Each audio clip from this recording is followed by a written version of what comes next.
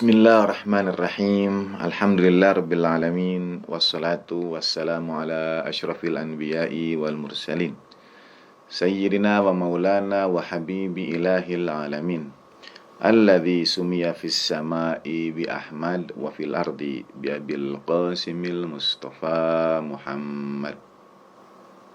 Wa ahli baiti at-tayyibin at-tahirin la siyama baqiyatillahi fil ardin arwahuna wa arwahul alamin li turabi maqdamihi al-fida wa sayyidatina Fatimata Zahra wa maulatina Khadijatal Kubra wa jami'i ahli baitin nubuwah wa ma'linir risalah wa anbiya'illahi wa rusulihi wa malaikatihi was siddiqin was syuhada'i was salihin wa hasuna ulaika rafiqa.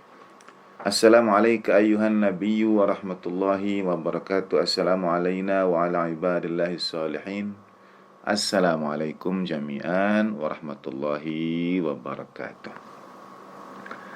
Asyhadu an la ilaha illallah wahdahu la syarikalah wa asyhadu anna sayyidina Muhammadan abduhu wa rasuluh. Allahumma salli wa sallim wa barik ala sayyidina Muhammad wa ala ali sayyidina Muhammad wa ajil farajahum syarif warzuqna fid dunya ziyaratahum wa fil akhirati syafa'atuh.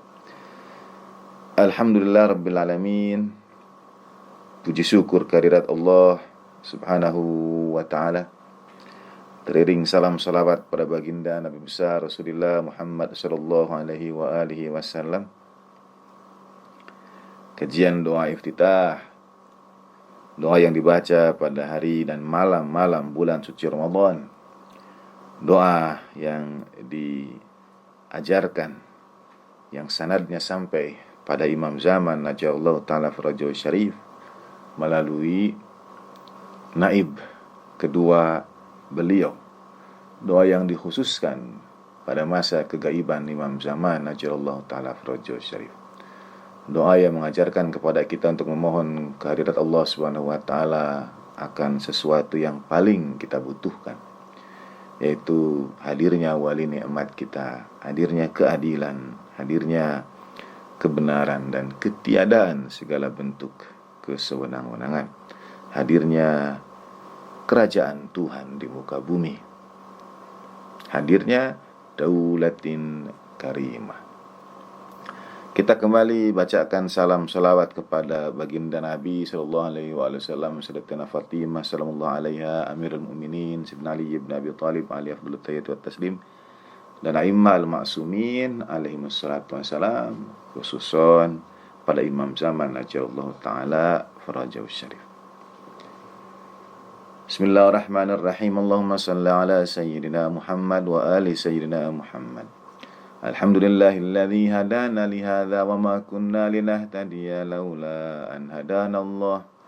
Alhamdulillahilladzi yakhluqu wa lam yukhlaq wa yarzuqu wa la yurzaq wa yut'imu wa la yut'am wa yumitul ahya wa yuhyil mauta wa huwa hayyun la yamut biyadihil khair wa huwa ala kulli syai'in qadir. Allahumma salli ala Sayyidina Muhammadin abdika wa rasulik wa aminika wa safiyyik wa habibika wa khiyaratika min khalqik wa hafidhi sirrik wa muballighi risalatik. Afdala wa ansana wa ajmal wa akmala wa azka wa anma wa atyaba wa atarawasna wa akthara ma sallaita wa barakta wa tarahamta wa tahannanta wa salamta ala ahadin min ibadika wa anbiyaik wa rusulika wa sifwatik wa ahlil karamati alaika min khalqik. Allahumma wa salli ala aliyin amiril mu'minin wa wasiyyi rasuli rabbil alamin, abdika wa waliyik wa akhi rasulik wa hujjatika ala khalqik wa ayatika al-kubra wa naba'il azim. Wa salli ala siddiqatil tahira Fatimata sayyidatin nisa'il alamin. Wa salli ala sibtayir rahmah wa imamayil huda al-Hasani wal Husain sayyiday syababi ahlil jannah. Wa salli ala immatil muslimin Ali ibn al-Husain wa Muhammad ibn Ali wa Ja'far ibn Muhammad wa Musa ibn Ja'far wa Ali ibn Musa wa Muhammad ibn Ali wa Ali ibn Muhammad wal Hasan ibn Ali wal khalafil hadiyil mahdi hujajika ala ibadik wa umanaika fi biladik salatan kathiratan daimah اللهم وصل على ولي أمرك القائم المؤمل والعدل المنتظر وحفه بملائكتك المقربين وأيده بروح القدس يا رب العالمين. اللهم اجعله الداعي إلى كتابك والقائم بدينك استخلفه في الأرض كما استخلفت الذين من قبله مكن له دينه الذي ارتضيته له أبدله من بعد خوفه أمنا يعبدك لا يشرك بك شيئا. اللهم أعزه وعزز به وانصره وانتصر به وانصره نصرا عزيزا وافتح له فتحا يسيرا واجعل له من لدنك سلطانا نصيرا. اللهم أظهر به دينك وسنة نبيك حتى لا يستخفي بشيء من الحق مخافة أحد من الخلق.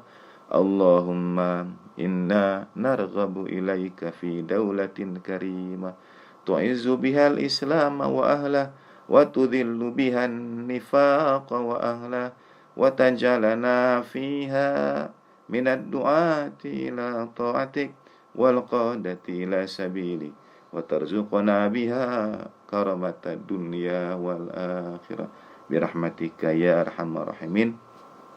وصلى الله على سيدنا Muhammad wa alihi tahirin walhamdulillahi rabbil alamin. Saudara sekalian rahimakumullah, salam selawat yang disampaikan pada baginda Nabi, pada al-ma'sumin alaihi afdhalut tahiyat wa taslim, mengantarkan kita pada sebuah permohonan dalam doa iftitah agar Allah Ta'ala karuniakan kepada kita raghbah untuk berada pada daulatin karimah.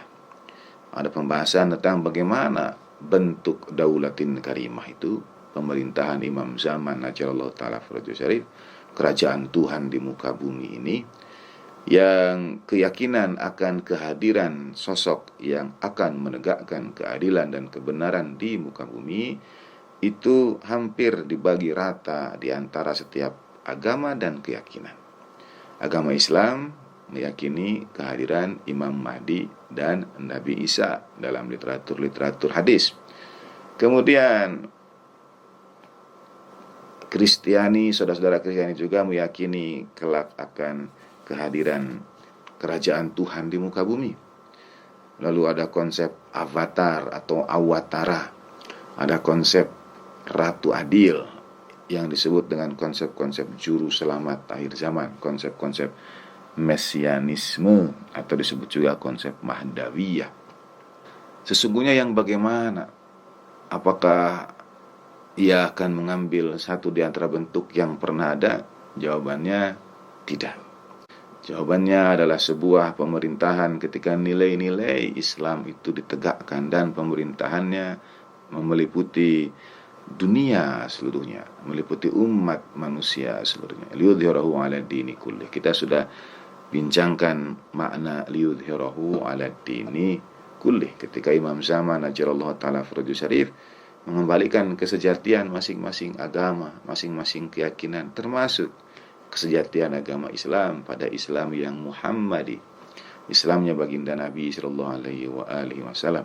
Keberagaman kita sekarang adalah keberagaman yang dibangun atas dasar penafsiran demi penafsiran, yang boleh jadi sedikit banyaknya ada hal-hal yang barangkali tidak lagi in accordance with apa yang pertama kali dahulu disampaikan, diajarkan oleh baginda Nabi sallallahu alaihi wasallam.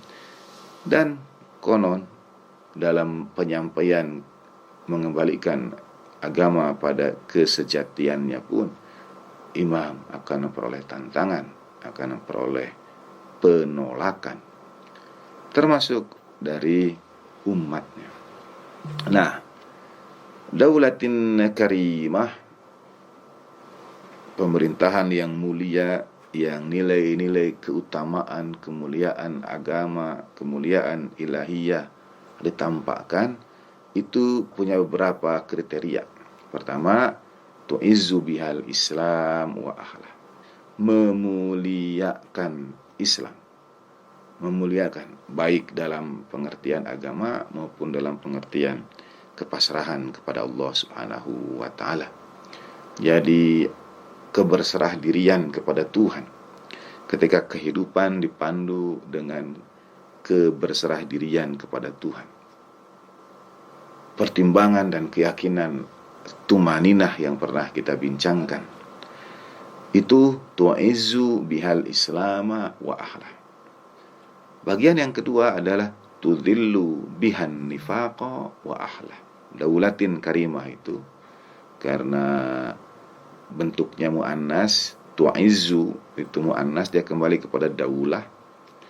Kemudian tudhillu juga muannas, dia kembali kepada daulah yang sama. Jadi kriteria pemerintahan ini, dan kalau kita berharap punya raghbah untuk dapat hadir pada daulatin karimah ini, maka kita juga mesti tu'izu bihal islama wa ahlah, memuliakan Islam dan ahlinya, memuliakan orang-orang yang berserah diri kepada Allah Subhanahu wa ta'ala, memuliakan segala jalan yang mengantarkan manusia pada penyerahan sempurna kepada Allah Subhanahu wa ta'ala.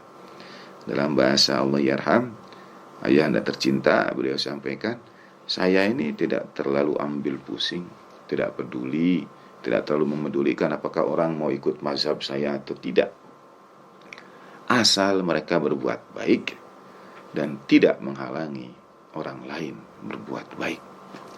Tu'izu bihal Islam wa ahlah adalah anjuran dan ajakan kebaikan itu. Selalu menempatkan diri kita dalam posisi berusaha berbuat sebaik-baiknya, berkhidmat sebaik-baiknya di tengah-tengah masyarakat, berkhidmat untuk bangsa, untuk negara, untuk agama, untuk keluarga, untuk masyarakat dan orang-orang di sekitar kita. Sehingga menurut Imam Ja'far As-Shadiq alaihi wasallam, yang disebut pengikut Ahlul Bait alaihi wasallam adalah yang tidak pernah terdahului dalam kebaikan, yang dalam satu kampung itu ia yang paling banyak berkhidmat untuk sesamanya.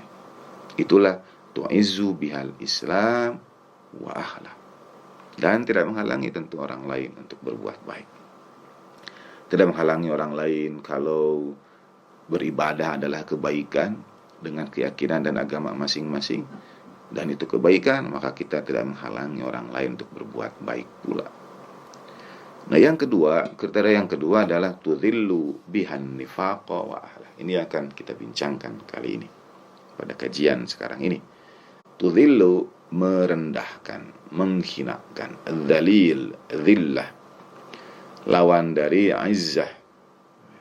Al-izzatu lillahi jami'a. Izzah itu adalah, ya, orang sering menerjemahkan keagungan, kemuliaan. Izzah juga berarti harkat martabat, itu juga izzah.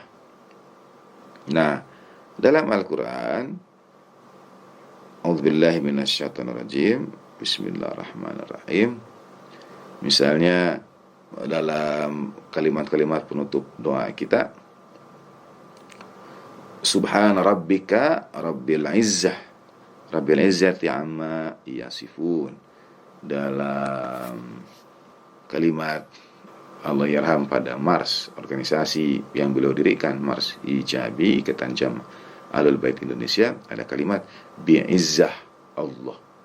Jadi selain sifat rahmaniyah Allah Subhanahu wa ta'ala, Al-Quran juga menyandingkan kata izzah itu kepada lafaz jalla jalaluh, bi'izzah Allah.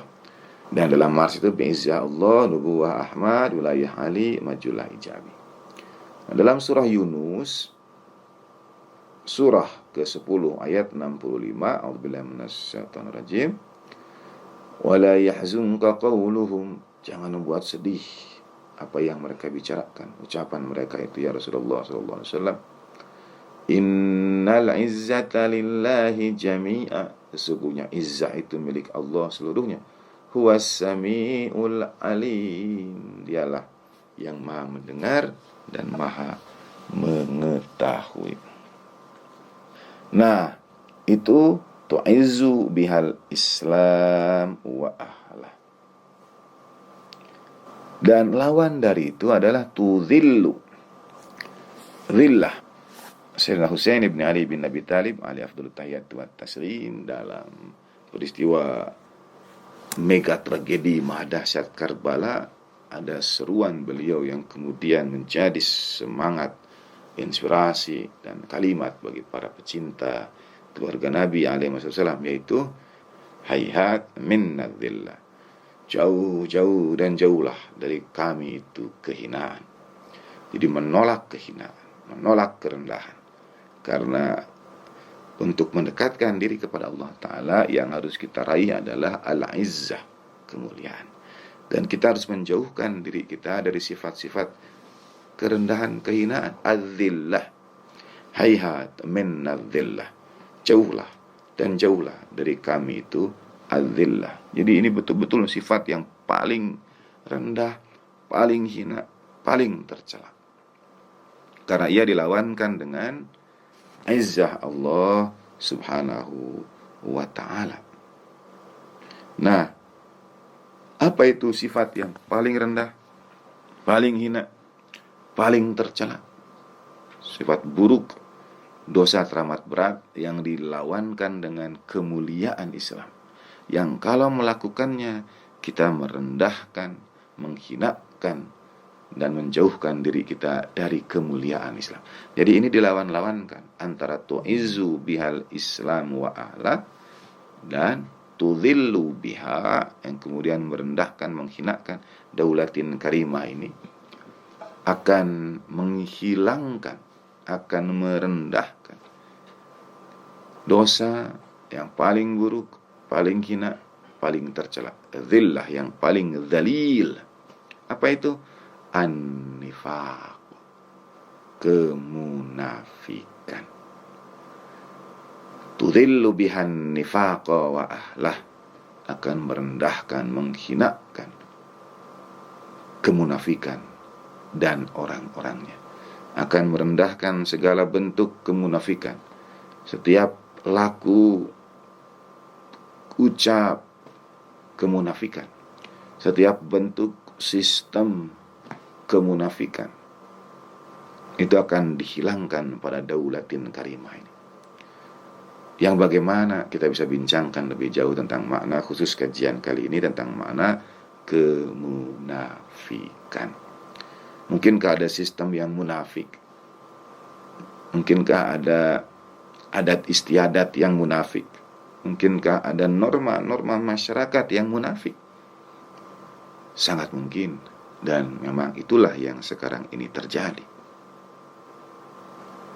Jadi apa yang dimaksud dengan kemunafikan? Mengapa ia menjadi sebuah sifat yang dzalil, yang rendah?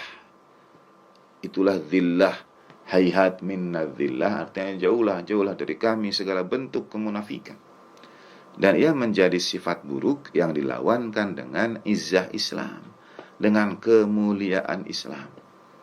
Nah, ini yang paling berat, karena nanti kita lihat apakah pada kita juga sangat mungkin ada kemunafikan itu. Sangat mungkin ada kemunafikan itu.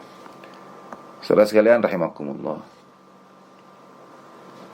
kata kemunafikan berasal dari huruf dasar nun, fa, dan qaf, nafaq, yang pada saat yang sama juga kita mengenal dari akar kata yang sama, kata infaq, dan itu sesuatu yang baik, bahkan menjadi ciri dari orang yang bertakwa. A'udzubillahi minasyaitonirrajim. Alladzina yu'minuna bil ghaibi wa yuqimuna as-salata wa mimma razaqnahum yunfiqun. Infak itu syarat utama orang yang bertakwa. Lalu ada kewajiban bagi keluarga atau bagi ayah, bagi suami, bagi anggota keluarga yang lainnya untuk mencari nafkah. Ada infak yang penuh berkah. Ada nafkah, pencarian nafkah halal yang dalam banyak hadis, banyak riwayat dipuji dalam Islam. Lalu ada kemunafikan, ada nifaq. Jadi ada nafkah, ada infak, dan ada nifaq. Satu akar kata yang sama, tapi apa sama juga maknanya? Dalam bahasa Arab, kadang-kadang yang berdekatan itu punya keterhubungan antara aqarra dengan qara'a. Yang berdekatan itu punya keterhubungan. Itu satu di antara keindahan bahasa Arab. Bagaimana ini keterhubungan antara infak yang menjadi ciri orang yang bertakwa dengan nifaq yang menjadi kerendahan, kehinaan yang dilawankan dengan izzah dan keagungan Islam. Dan daulatin karimah Imam Zaman ajalallahu ta'ala farja syarif akan menghilangkan segala bentuk kemunafikan, segala bentuk nifaq. Jadi sistem yang munafik, tata kelola yang munafik, norma-norma masyarakat yang munafik, itu semua tidak berkesesuaian pada daulatin karimah itu. Nah, apa sesungguhnya makna nafaq dalam bahasa Arab? Nafaq juga bisa berarti terowongan. Nafaq Mina, terowongan Mina, tunnel, disebut juga nafaq. Nah, apa sebetulnya arti nafaq? Sesungguhnya maknanya ada dua, yang nanti kita akan melihat saling terhubung. Maknanya ada dua. Yang pertama, nafaq itu adalah inqita'u syai'in wa dhihabuh. Berkurangnya sesuatu atau hilangnya sesuatu, perginya sesuatu, terputusnya sesuatu. Itu arti dari nafaq yang pertama. Inqita'u syai'in wa dhihabuh. Sebagaimana dijelaskan dalam Mu'jam Maqayisil Lughah dari Ahmad ibn Faris, juz 5 halaman 454, atau juga dalam Mufradat Al-Fadhil Quran dari Allama Ar-Raghib Al-Isfahani halaman 819, atau dalam Majma'ul Bahrain dari Fakhruddin Tarihi juz 3 halaman 1818. Jadi 3 mu'jam besar ilmu bahasa Arab menyampaikan sepakat makna nafaq itu adalah inqita'u syai'in wa dhihabuh, terputusnya sesuatu atau hilangnya sesuatu. Mengapa disebut terputusnya sesuatu atau hilangnya sesuatu? Karena ketika kita berinfak, sebetulnya secara lahiriah, sekali lagi ini kajian linguistiknya, kajian bahasanya, berkurang sesuatu yang kita miliki. Walaupun kita percaya hakikatnya justru bertambah. Tapi dari yang asalnya uang kita 100.000, kita infakkan 10.000, maka berkurang dia menjadi 90.000. Secara lahiriah dia berkurang. Kita izin disimpan di samping dulu pembahasan. Tapi kan itu berkah ya. Bukan kalau sudah berinfak nanti Allah tambah rezeki, betul. Tapi secara bahasa, infak disebut infak karena ketika kita memberikan sesuatu untuk kita infakkan, berkurang sesuatu yang ada pada kita. Dan sesungguhnya seharusnya demikian. Mengapa? Hakikat infak yang sejati adalah memberikan apa yang kemudian dengan memberi itu ada yang berkurang dari kita.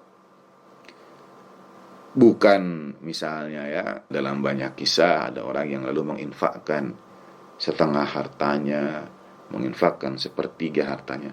Betul berkurang, tapi ia masih memiliki kelebihan setengahnya yang lagi. Dalam riwayat dari baginda Nabi SAW ketika yang dikisahkan oleh Jaldin Rumi, qala Nabi SAW, sampaikan oleh Allah, ya Rama, ya Anda tercinta, seorang perempuan datang dengan beberapa butir kurma berinfak untuk membantu pasukan kaum muslimin. Dan baginda Nabi sampaikan, infak perempuan itu dengan 3 butir kurma itu atau beberapa butir kurma itu lebih baik dari keseluruhan yang diinfakkan oleh yang berinfak sebelumnya. Mengapa? Karena beberapa butir kurma perempuan itu adalah seluruh harta yang dia miliki.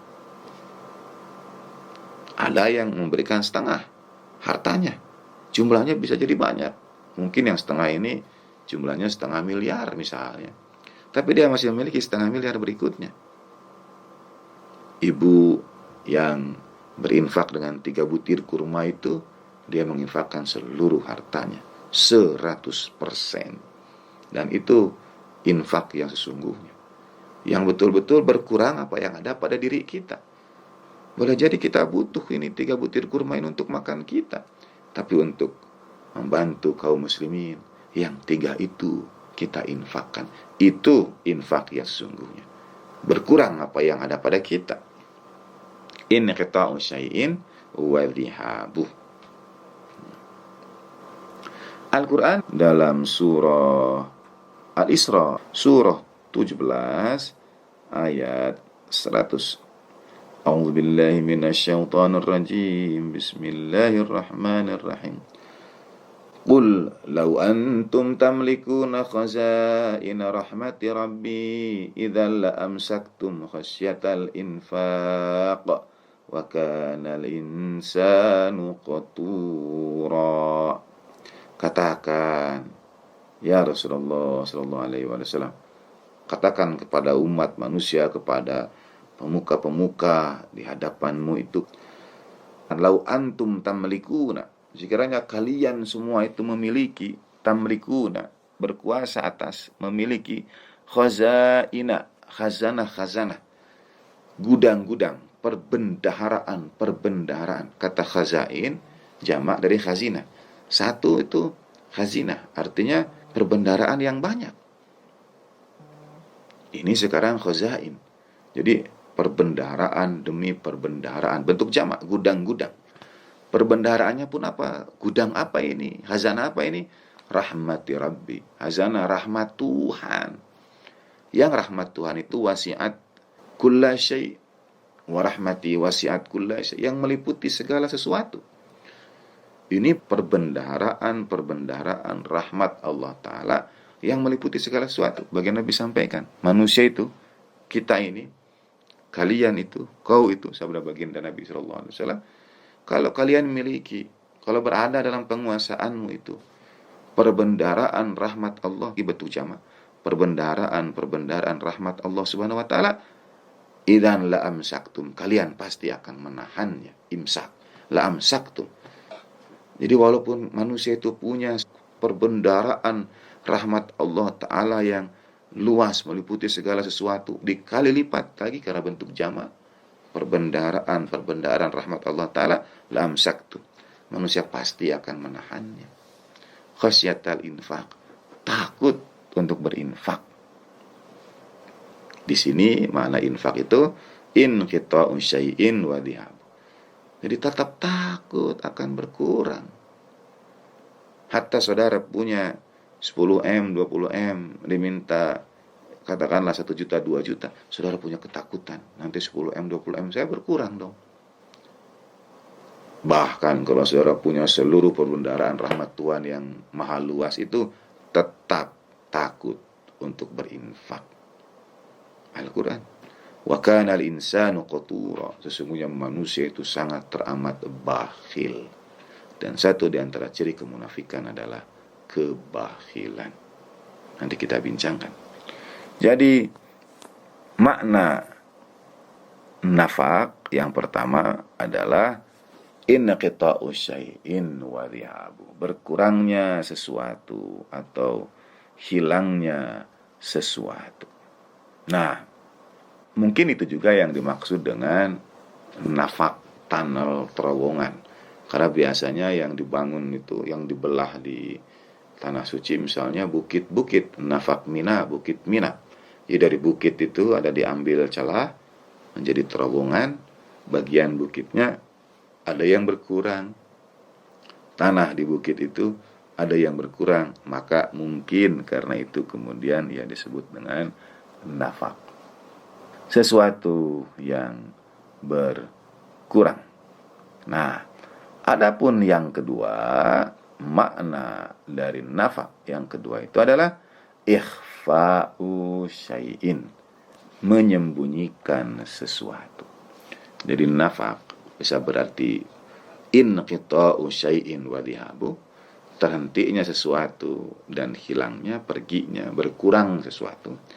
Atau ikhfa'u syai'in, menyembunyikan sesuatu. Ini yang bermakna kemunafikan, menyembunyikan sesuatu. Tetapi sesungguhnya keduanya berdekatan. Inqita'u syai'in wa dhihabuh, dengan ikhfa'u syai'in itu berdekatan. Sesuatu terputus, terhenti, hilang, dan sesuatu yang disembunyikan.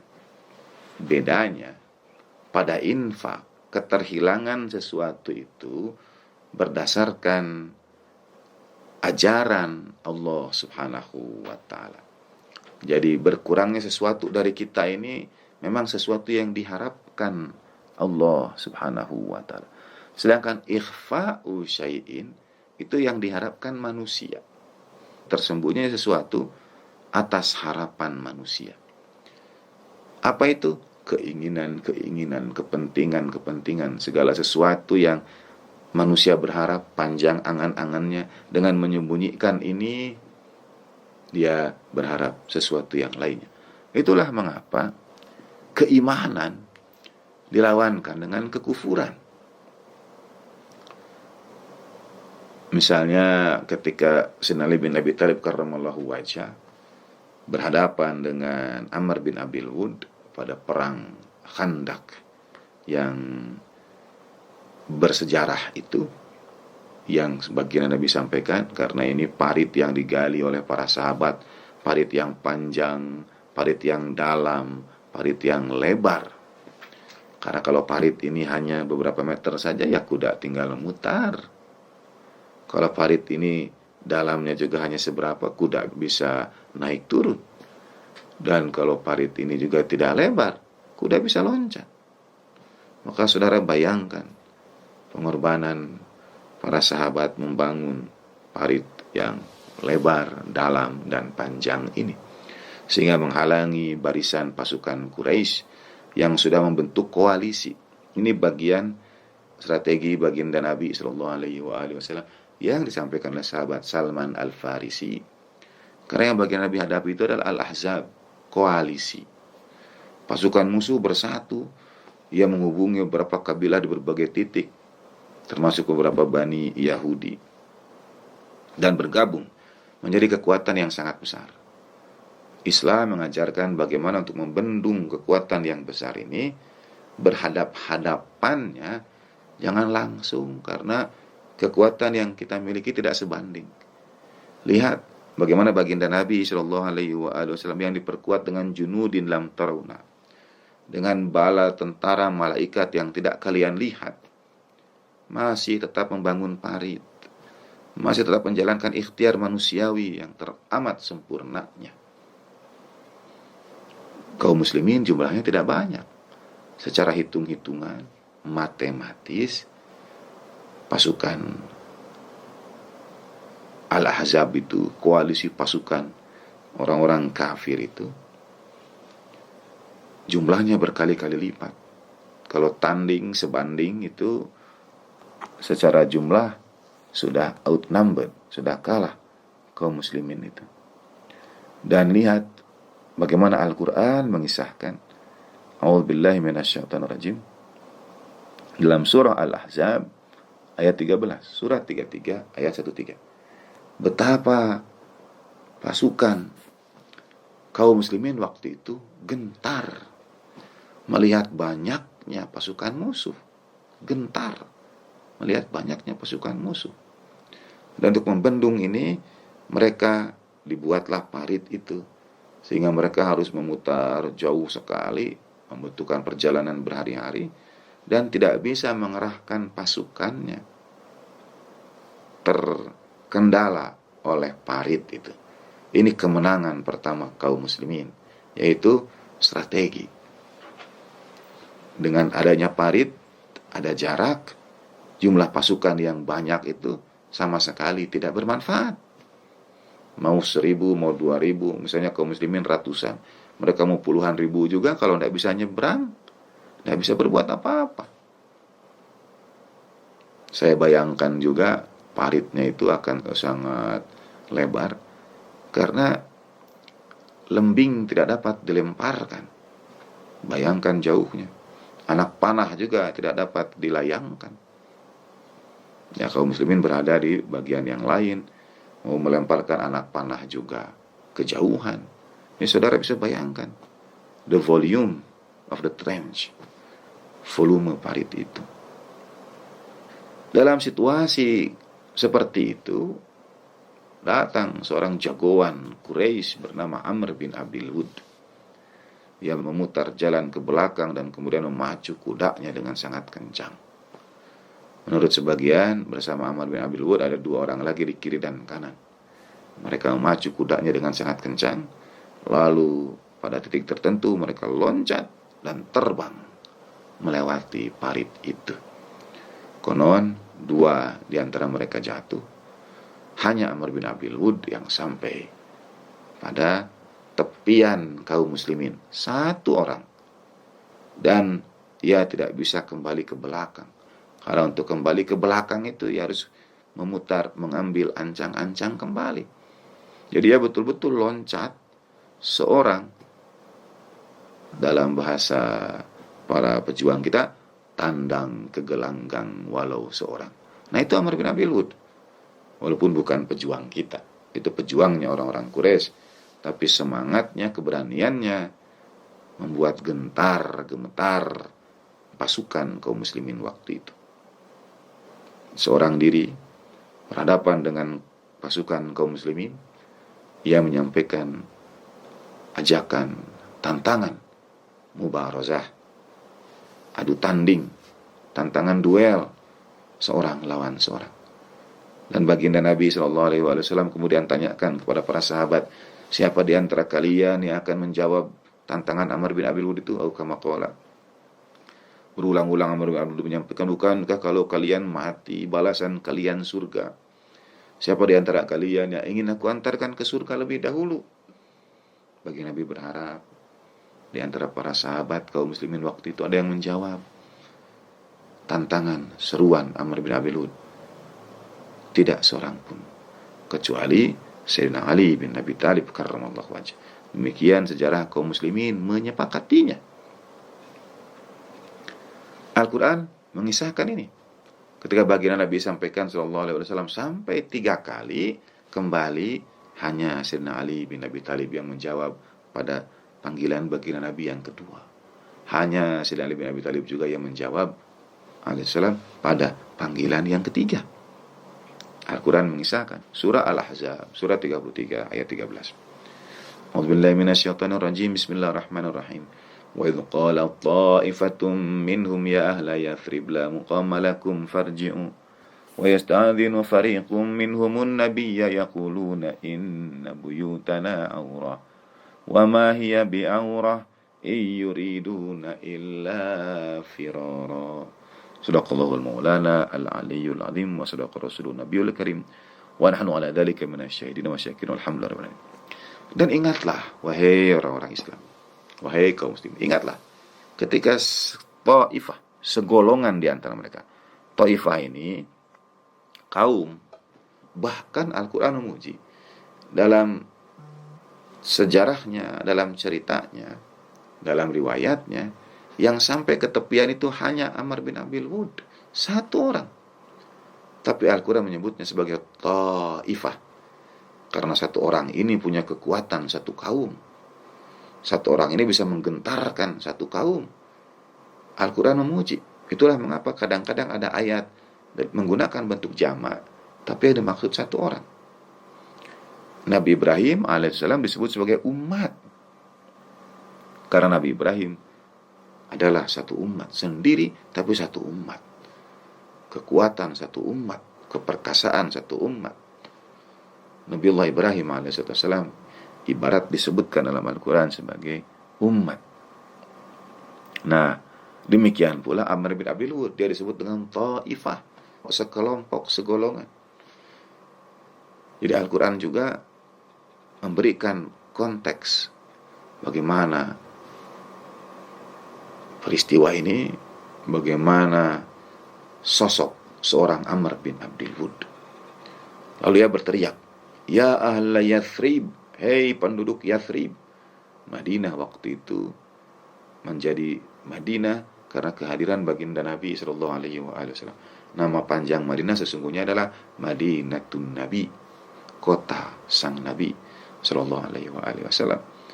Nah, Amr bin Abil Wud tentu tidak mau mengakui itu sebagai Madinatun Nabi, sebagai kota Nabi. Karena itu Al-Quran dengan indah mengabadikan kata Yathrib, nama Yathrib, nama Madinah sebelum Madinah. Ya ahla Yathrib, Amr bin Abi Lu'lu'at berteriak, hei penduduk Yathrib. Dia tidak mau memanggil penduduk Madinah. Hei penduduk Yathrib, la muqama lakum, ini bukan tempat berdiri kalian. Kalian tidak layak berdiri di sini. Itu orang petantang petenteng, loncat dan terbang. Satu orang berhadapan dengan barisan kaum muslimin lalu berkata, ini bukan tempat kalian. Tempat berdiri kalian bukan di sini. Orang gentar, gemetar dibuatnya. Farji'u, pulang kalian. Memerintahkan untuk pulang. Satu orang. Karena itu baginda Nabi SAW berharap siapa yang menjawab tantangan Amr bin Abi Lu'lu'at. 3 kali baginda Nabi sampaikan adalah Sayyidina Ali juga yang menjawab pada setiap kesempatan. Wa yasta'dinu fariqum minhumun nabiyya, dan sekelompok sebagian yang ditantang itu dari yang mendengar seruan, hei ahli Yasrib, ini bukan tempat kalian, pulanglah. Sebagian di antara mereka yasta'dinu fariqum minhumun nabiyya, minta izin pada baginda Nabi sallallahu alaihi wasallam. Minta izin untuk apa? Untuk menjawab seruan, untuk menjawab tantangan, untuk maju ke gelanggang, ke medan juang, ke front baris depan. Tidak. Mereka berkata, yaquluna inna buyutana aura, rumah kami terbuka, rumah kami tidak ada yang jaga, aura. Ditantang satu orang, mereka minta izin Nabi sallallahu alaihi wasallam, rumah kami terbuka, rumah kami tidak ada yang jaga, rumah kami tidak ada orang. Ini situasi perang. Al-Quran menegur, bahkan mengecam dengan sangat keras, wa ma hiya bi aurah, sesungguhnya sekali-kali rumah itu tidak terbuka, tidak tanpa penjaga. Yuriduna illa firara, mereka tidak lain berkehendak, hanya ingin lari, hanya ingin kabur. Mereka tidak ada kehendak kecuali kabur, lari. Dalam terjemahan Kemenak, dan rumah-rumah itu sekali-kali tidak terbuka, mereka tidak lain hanyalah hendak lari. Dan ketika Sayyidina Ali bin Abi Thalib karramallahu wajhah kemudian berhadapan menjawab panggilan baginda Nabi, aku ya Rasulullah, aku ya Rasulullah, aku ya Rasulullah, 3 kali sallallahu alaihi wasallam. Sayyidina Ali yang masih muda, berusia 30-an tahun, tandang ke gelanggang walau seorang. Sampai Amr bin Abi Lu'lu'at tanya, engkau siapa? Aku Ali. Ayahmu siapa? Abu Talib. Kata Amr bin Abi Lu'lu'at, aku tahu ayahmu, aku kenal baik ayahmu, pulanglah engkau. Sayyidina Ali yang menjawab, kama qala, tapi aku tidak akan kembali, aku tidak akan pulang sebelum engkau aku hadapi. Akhirnya disampaikan seperti itu. Harga diri, izzah tadi, kalaupun dimiliki oleh Amr bin Abi Lu'lu'at itu terusik, ya turun dari kudanya dan melepaskan pedang dari sarungnya, melayangkan hantaman yang pertama. Sayyidina Ali mengelak dan menangkisnya. Terjadilah duel pedang antara 2 satria yang mewakili 2 barisan. Allahyarham ayahanda mengisahkan dengan sangat indah bagaimana bunyi dentang pedang itu beradu dan gerakan sapuan kaki dari kedua satria ini menyapu padang pasir di bawahnya sehingga debu berterbangan ke atas menutupi keduanya dari pandangan orang-orang di sekitarnya. Bahkan menurut saya sulit juga bagi para satria itu untuk berperang dengan beradu pedang dengan pandangan yang tertutupi oleh debu-debu Sahara. Bunyi dentang pedang itu beradu hingga di satu titik terdengar hantaman yang sangat keras dan teriakan. Lalu seketika bunyi itu berhenti, hening, sepi, dan kedua pasukan barisan musuh dan barisan kaum muslimin itu menanti dengan penuh harap dan cemas siapa yang akan tersisa berdiri dan memenangkan pertarungan. Ketika debu itu lambat laun turun karena tidak ada lagi sapuan gerakan kaki dari para satria itu, debu-debu itu turun perlahan demi perlahan, sedikit demi sedikit terlihat dan tersingkap adalah Sayyidina Ali bin Abi Thalib karramallahu wajhah yang berdiri di atas tubuh Amr bin Abdul Wud. Seketika baginda Nabi sallallahu alaihi wasallam memuja syukur kepada Allah Ta'ala dengan bertakbir Allahu Akbar. Kaum muslimin bersama bertakbir Allahu Akbar. Allahu Akbar adalah ungkap syukur teramat besarnya kehadirat Allah Subhanahu wa Ta'ala. Baginda Nabi kemudian mendekat Sayyidina Ali bin Abi Thalib karramallahu wajhah dan menyampaikan kalimat yang diriwayatkan oleh kedua mazhab besar, yaitu Darbatu Aliyin fil Khandaq. Hantaman pedang Ali di perang Khandaq itu jauh lebih baik dari ibadah ats-tsaqalain. Jauh lebih baik dari ibadah jin dan manusia seluruhnya.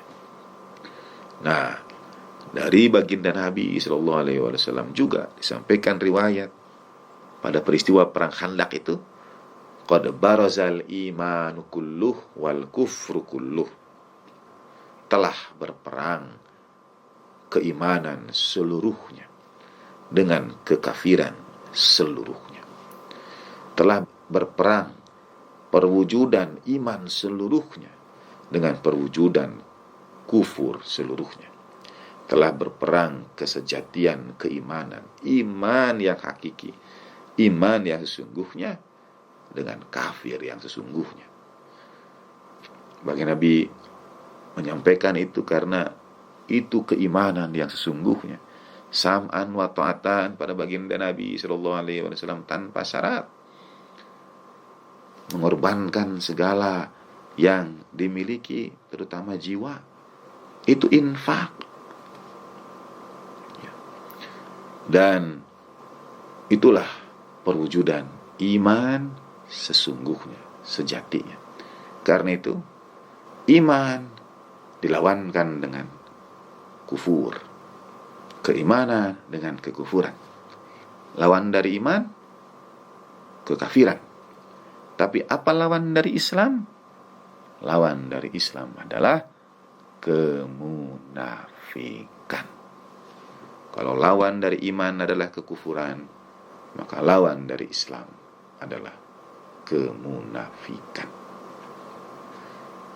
Allahumma salli ala sayyidina Muhammad wa alaihi wasallam. Allahumma inna narghabu ilaika fi daulatin karimah tu'izzu bihal islam wa ahlah wa tudhillu bihan nifaqa wa ahlah. Jadi lawan dari Islam adalah kemunafikan. Nah, pada masa pemerintahan Imam Zaman Ajalallahu Ta'ala Farajahu Syarif ini, segala kemunafikan itu akan tersingkapkan. Dan dia boleh jadi dalam banyak hal lebih buruk dari kekufuran. Karena dia ikhfa'u syai'in, dia menyembunyikannya. Mereka yang memerangi seperti Raja Namrud, kufur. Fir'aun, kufur. Mengetahui kebenaran dan memilih mengikuti hawa nafsunya, memilih mengikuti kepentingannya. Tapi kalau beriman kepada Tuhannya Nabi Musa dan Nabi Harun alaihissalam, dia khawatir, takut martabatnya sebagai raja terancam, tergugat. Demikian pula Raja Namrud menyaksikan Nabi Ibrahim alaihissalam dibakar dipanggang dalam api sekian hari dan bertahan. Namrud beriman pada Tuhannya Nabi Ibrahim alaihissalam, tapi keduniawian memaksanya untuk mengingkarinya. Ia kufur, dan ia tampakkan kekufuran itu dengan mempersekusi seperti Namrud dan Fir'aun, atau Abu Jahal, Abu Lahab, Hindun, Bani Umayyah. Itu kekufuran. Tapi kemunafikan ikhfa'u syai'in. Dan erat kaitannya itu dengan kalau infak, menyerahkan sehingga berkurang. Kalau kemunafikan, ia menahan. La amsaktum khasyatal infaq, menahan. Jadi bakhil adalah sifat kemunafikan. Di antara ciri orang munafik itu dalam surah At-Taubah, surah 9 ayat 76. A'udzubillahi minasyaitonir rajim. Falamma atahum min fadlihi bakhilu bihi wa tawallaw wa hum mu'ridun. Maka setelah Allah Ta'ala memberikan kepada mereka karunia-Nya, mereka kikir dengan karunia itu, mereka bakhil dengan karunia itu dan berpaling. Mereka memang orang-orang yang selalu membelakangi kebenaran. Tawallaw wa hum mu'ridun, berpaling dan mereka membangkang. Jadi bakhil dalam ayat surat Taubah surah 9 ayat 76 ini adalah diantara sifat kemunafikan. Itu yang semestinya dihindarkan pada setiap penanti imam zaman ajallahu ta'ala farajahu syarif. Kita bisa melihat kita ini munafik atau tidak. Yang jelas, yang masih punya sifat kemunafikan, ikhfa'u syai'in, boleh jadi bersifat keimanan, tapi menurut akar katanya yang paling mudah dilihat sifat munafik itu dari kekikiran, pelit, bakhil, tidak mau berbagi, tidak mau infak. Dan itu sifat kemunafikan, dengan segera menjauhkan kita dari daulatin karimah. Mau memberi, kau sudah terlalu banyak diberi, kita menahan, sifat kemunafikan. Mau memberi, jangan-jangan dia tidak benar-benar butuh, berbagai alasan hadir pada kita, hati-hati, sifat kemunafikan. Ya. Mau memberi, sekali lagi, nanti saya bagaimana, saya masih ada keperluan, hati-hati, juga sifat kemunafikan. Jadi yang paling jelas terlihat itu adalah dari kebakhilan, sebagaimana surah At-Taubah ayat 76 ini. Ada dua riwayat yang dinisbatkan pada baginda Nabi SAW. Ada orang datang minta-minta, lalu baginda Nabi berikan SAW. Tidak pernah orang datang pada baginda Nabi pulang dengan tangan hampa. Seseorang datang mengingatkan kepada baginda Nabi SAW, ya Rasulullah, afala takhafu kidbah. Jadi diberi, tapi kata orang ini, ya Rasulullah SAW, apa kau tidak takut kalau dia berdusta? Ternyata dia tidak butuh, ternyata salah sasaran. Baginda Nabi menjawab dengan tersenyum, ya Rasulullah, afala takhafu sidqa. Apa engkau tidak takut kalau dia tidak berdusta, kalau dia jujur? Jadi orang ini berkata, ya Rasulullah, engkau bantu dia, kau tidak takut kalau dia itu berdusta, tidak khawatir kalau dia berdusta? Baginda Nabi menjawab, apa kau tidak khawatir kalau dia tidak berdusta? Sehingga kata Allah yarham, lebih baik ria tapi dermawan daripada ikhlas tapi bakhil. Karena bakhil adalah sifat kemunafikan. Masih kata Allah yarham, lebih baik salah memberi. Maksudnya ini ternyata orang tidak butuh-butuh amat begitu. Lebih baik salah memberi daripada menahan hak orang yang benar-benar membutuhkan. Kita tidak tahu dari 10 kali dia datang, 9 itu mungkin dia tidak benar-benar memerlukan, tapi ada satu kali yang dia betul-betul sangat perlu, betul-betul tidak punya uang, betul-betul tidak punya nasi di rumahnya, dan kita menahan kali ke-10 itu, kali yang betul-betul dia membutuhkan. Nah, di antara kriteria dan sifat para penanti imam zaman najallahu ta'ala syarif adalah jauh dari kemunafikan. Ikhfa'u syai'in. Sangat luas pembahasan kemunafikan ini. Apa yang terjadi dalam bentuk sistem daulatin karimah imam zaman najallahu ta'ala syarif akan menghilangkan itu. Kalau masih ada privilege, misalnya privilege ya, bukan berarti keistimewaan. Privilege ini ada hak-hak tertentu yang sesungguhnya dimiliki, misalnya turun-temurun kah, adat istiadat kah, bukan karena ajaran agama atau karena kepatutan, itu bagian dari kemunafikan.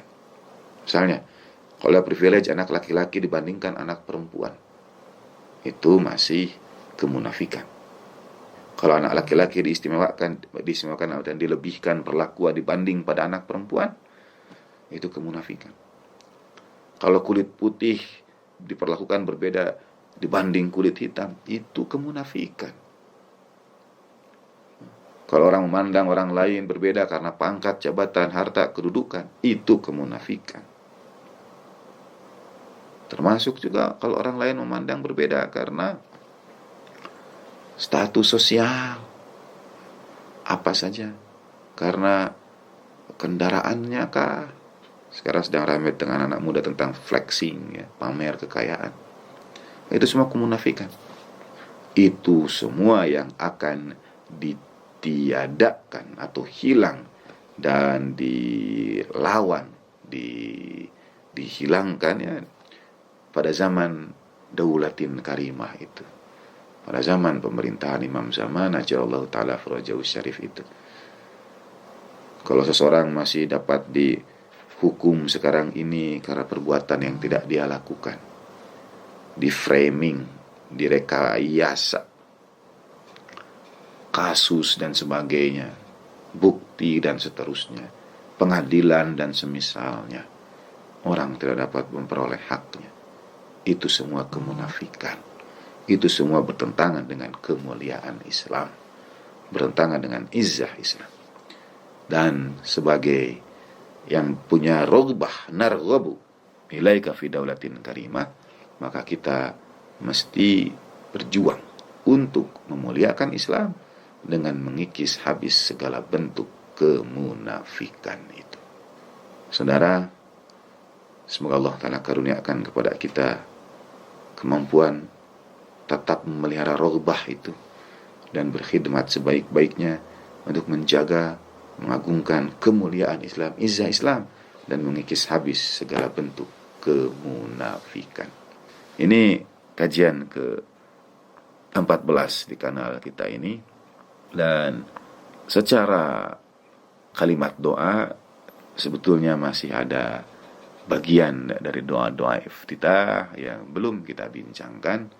Mohon izin saudara, kita cukupkan pada kajian ke-14 ini, dan insya Allah kita sambung kembali. Semoga Allah Ta'ala memanjangkan usia kita semua dan meluaskan kasih sayangnya untuk Allah Ta'ala panjangkan usia para guru kita semua.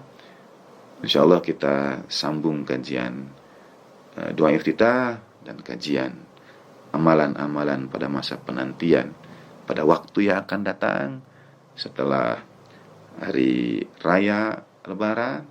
Mudah-mudahan terhubung juga insya Allah hingga bulan suci yang akan datang.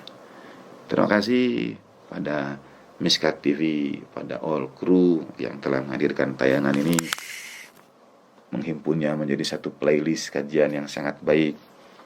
Terima kasih atas perhatian dan kesetiaan saudara semua. Mohon dimaafkan banyak kekurangan. Mohon arahan dan bimbingan para guru sekalian.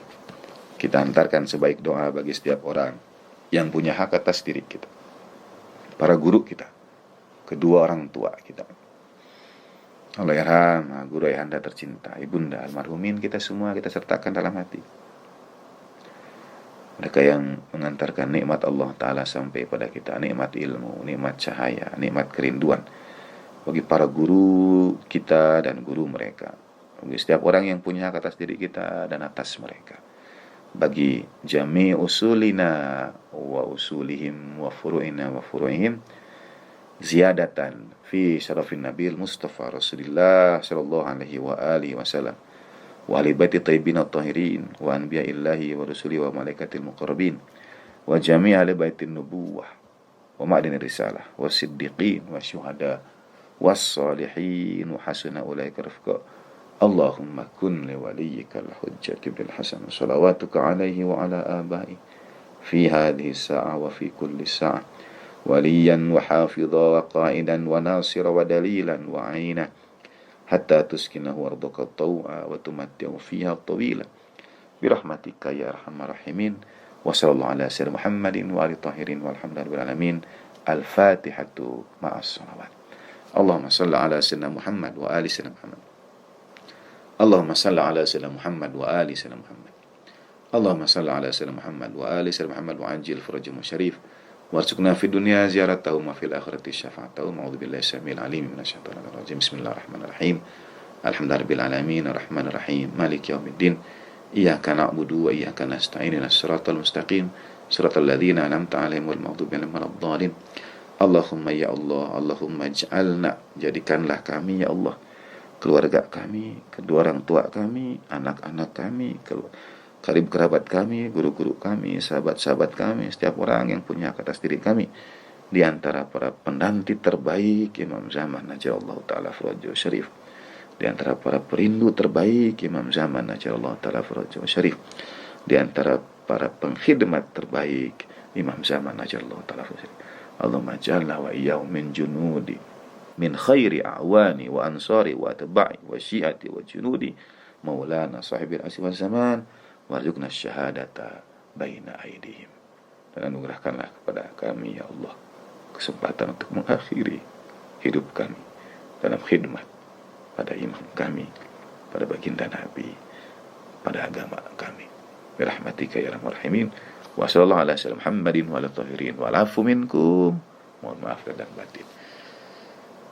Selamat Hari Raya Idul Fitri. Mohon maaf dan batin. Wa ma taufiqi illa billah. Alaihi tawakkaltu wa ilaihi unib. Wassalamualaikum warahmatullahi wabarakatuh.